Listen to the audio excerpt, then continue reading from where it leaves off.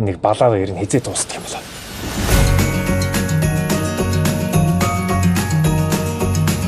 Таныг ирэхгүй мах л гэж бодлоо. Йоо, чи өнөөдөр их баяртай байна. Тийм баярлах өдөр гэх юм уу?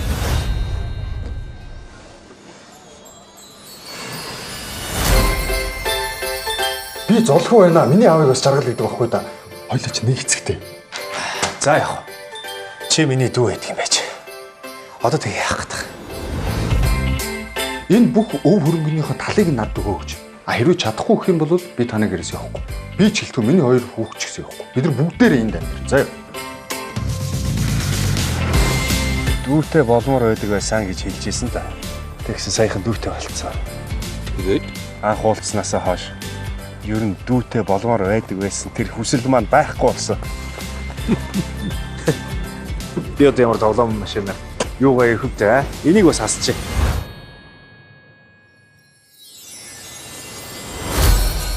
Та бага хасвал ганцаар өссөн юм уу? Тэгсэн. Яс. Тийм л байна. Юу? чамд алдсан цаг хугацаагаа нөхөг гэж дүүгч нь гэр бүлтэй нь буцааж өгöd байгаа юм шүү.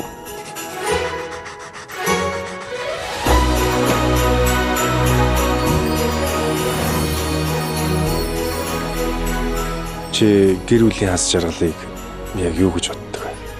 Чамд юу тохиолдсон? Эхнэр мөхнөр чи хайц. Чи тэр ах дүүс үсттэй.